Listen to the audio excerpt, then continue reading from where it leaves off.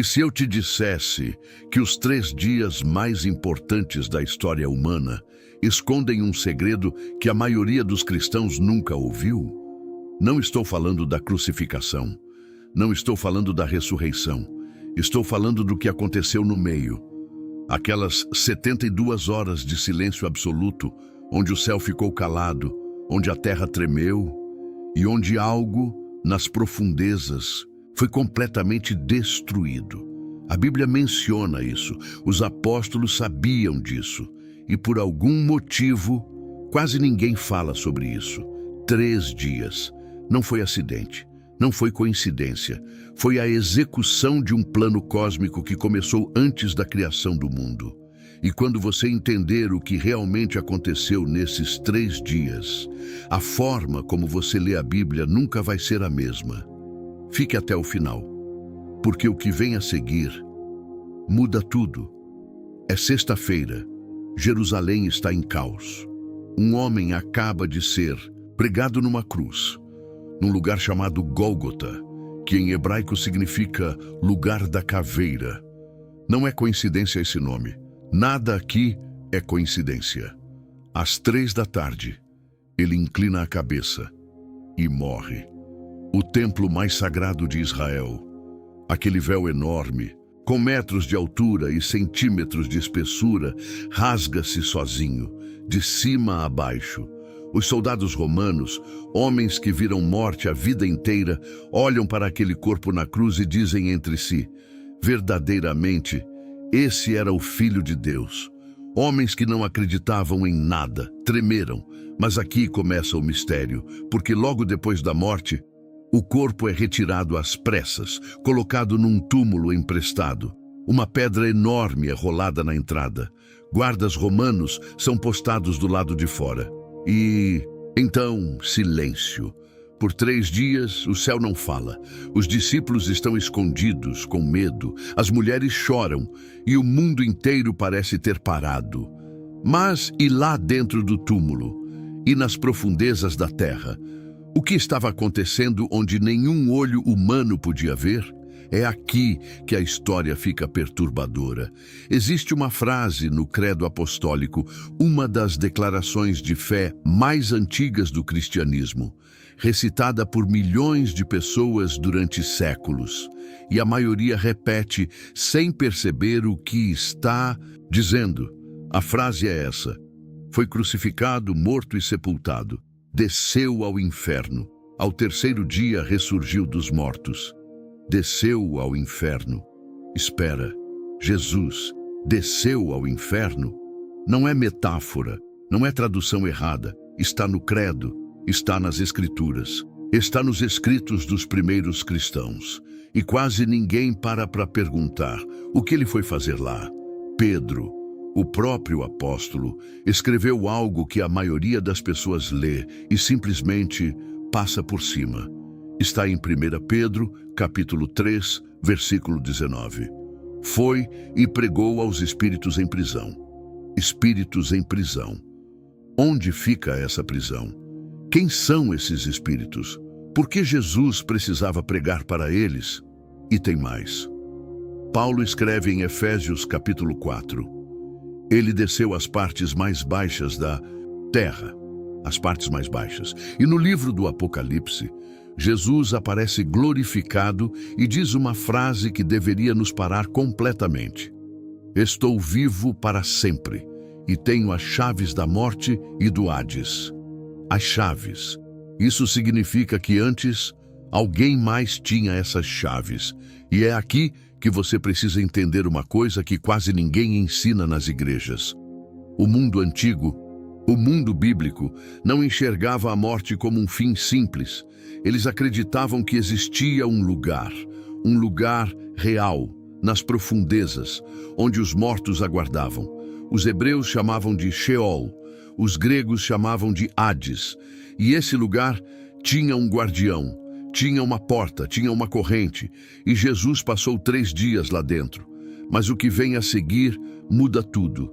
Para entender o que aconteceu nesses 3 dias, você precisa voltar muito antes da cruz, muito antes de Belém, muito antes até de Adão e Eva, existe um evento nas Escrituras tão antigo, tão perturbador, que muitos teólogos preferem não discutir em público. Está em Gênesis, capítulo 6. Os filhos de Deus viram que as filhas dos homens eram formosas e tomaram para si mulheres. Filhos de Deus, em hebraico, Bene Ha-Elohim. Não é metáfora poética. Nos escritos judaicos mais antigos, no livro de Enoque, citado pelo próprio apóstolo Judas no Novo Testamento, esses seres são identificados como anjos que abandonaram sua posição. Seres espirituais que cruzaram uma fronteira que nunca deveriam ter cruzado. E o resultado dessa transgressão foi tão catastrófico que Deus destruiu o mundo inteiro com um dilúvio. Mas esses seres, o que aconteceu com eles?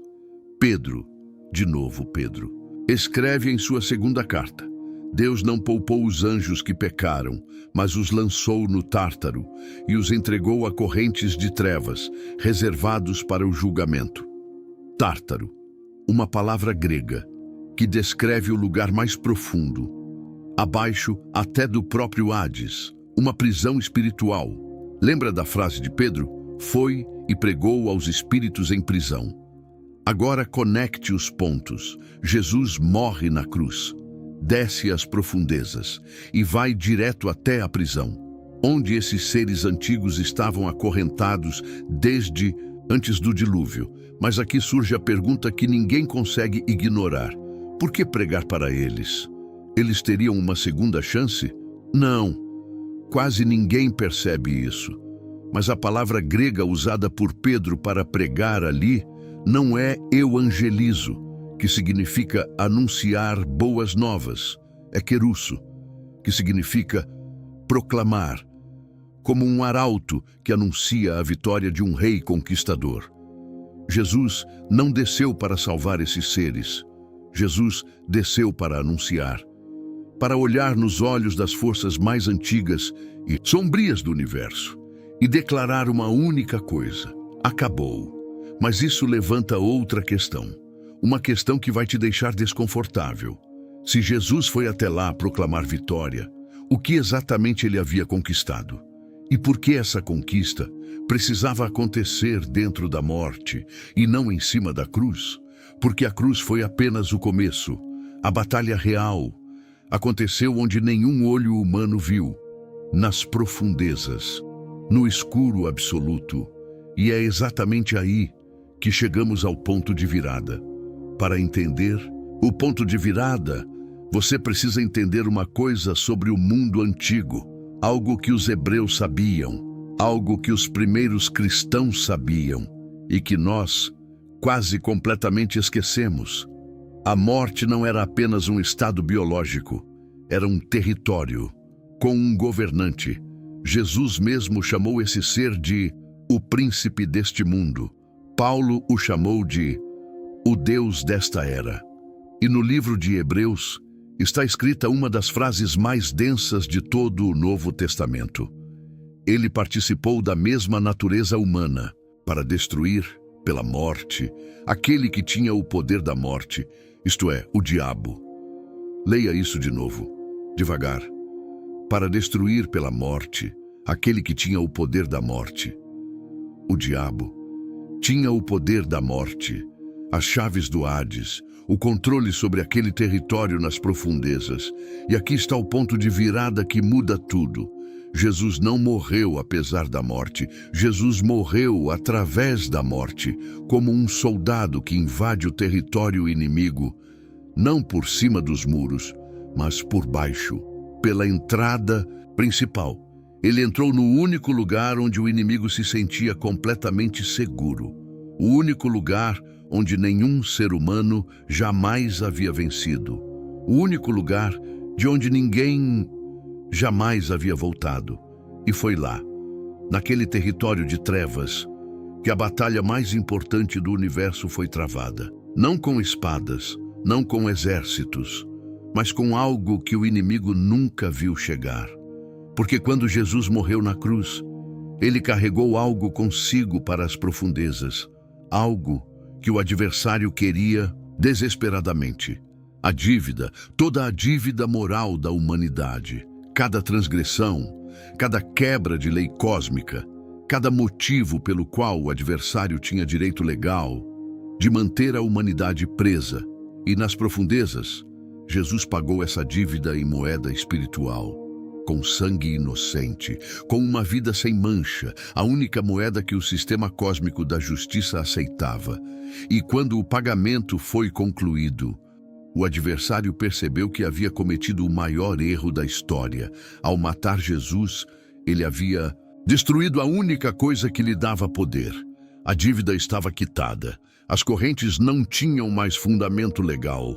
As chaves mudaram de mãos. E então, no terceiro dia, algo aconteceu que abalou os fundamentos do universo espiritual. Uma luz entrou num lugar que nunca havia recebido luz. Uma voz ecoou nas profundezas e o túmulo ficou vazio. Mas a ressurreição não foi apenas um milagre, foi uma declaração de posse. Foi Jesus saindo das profundezas, com as chaves na mão, e dizendo para toda criatura espiritual que existia: este território agora é meu. E aqui surge a pergunta que conecta tudo isso com você, com sua vida, com o mundo em que vivemos hoje. Se as chaves mudaram de mãos, se a dívida foi quitada, se a vitória foi proclamada nas profundezas, por que o mundo ainda parece tão quebrado? E é exatamente essa pergunta que nos leva ao próximo ato. Você já teve aquela sensação de que algo no mundo está fundamentalmente errado? Pausa. Não estou falando de política, não estou falando de economia. Estou falando de algo mais profundo, uma sensação que não consegue explicar. Como se existisse uma guerra invisível acontecendo, e você estivesse no meio dela sem perceber. A Bíblia tem um nome para essa sensação. Paulo escreve em Efésios capítulo 6. Não temos que lutar contra o sangue e a carne, mas contra os principados, contra as potestades, contra os príncipes das trevas desta era. Príncipes das trevas desta era. Não é linguagem poética. É uma descrição de uma realidade que os primeiros cristãos enxergavam com clareza e que nós aprendemos a ignorar. Mas aqui está o que conecta os 3 dias de Jesus com a sua vida hoje. Quando Jesus saiu do túmulo com as chaves nas mãos, a guerra não acabou. A vitória foi conquistada, mas o território ainda precisava ser tomado. Pensa assim, o dia D da Segunda Guerra Mundial foi o momento decisivo, o desembarque na Normandia. A partir daquele dia, a derrota da Alemanha nazista era inevitável. Mas a guerra durou ainda mais um ano. Batalhas, sangue, destruição. Os soldados no campo ainda morriam, mesmo depois que a vitória já estava decidida. É exatamente isso que está acontecendo agora. A ressurreição foi o dia D cósmico. A vitória está decidida. Mas o inimigo ainda ocupa territórios, ainda luta, não porque tenha poder real, mas porque ainda há espaço sendo disputado. E é aqui que você entra na história, porque os 3 dias de Jesus não foram apenas sobre ele. Paulo escreve algo perturbador em Colossenses capítulo 2. Despojou os principados e as potestades e os expôs publicamente, triunfando sobre eles na cruz. Despojou, expôs publicamente, como um general romano que desfila seus inimigos derrotados pelas ruas da cidade, humilhados, desarmados, sem poder, mas quase ninguém percebe isso. O adversário não foi destruído ainda, foi desarmado. Existe uma diferença enorme entre as duas coisas. Um inimigo destruído não existe mais. Um inimigo desarmado ainda caminha, ainda fala, ainda tenta, mas sem a arma que tinha antes. E qual era a arma principal? A culpa, a dívida, o direito legal de acusar. O livro de Apocalipse chama o adversário de o acusador dos irmãos, que os acusava dia e noite diante do nosso Deus. dia e noite, constantemente, apresentando a dívida, exigindo o pagamento. Mas quando Jesus quitou a dívida nas profundezas, o acusador perdeu seus documentos. Imagine um cobrador de dívidas que aparece na sua porta todo dia, exigindo um pagamento que já foi feito. Ele ainda bate, ainda grita, ainda ameaça, mas os documentos não existem mais. E é por isso que você sente aquela guerra invisível. É por isso que a ansiedade não some, que a culpa volta mesmo depois do perdão, que a sensação de não ser suficiente persiste mesmo quando você sabe a verdade, porque o inimigo desarmado ainda usa a única arma que lhe resta, a mentira. E a maior mentira que ele conta é que os 3 dias não foram suficientes, que a dívida não foi realmente paga, que você ainda deve algo. Mas existe uma revelação final, uma que amarra tudo, uma que responde de vez: por que 3 dias? Por que não 2? Por que não 1? Por que exatamente 3?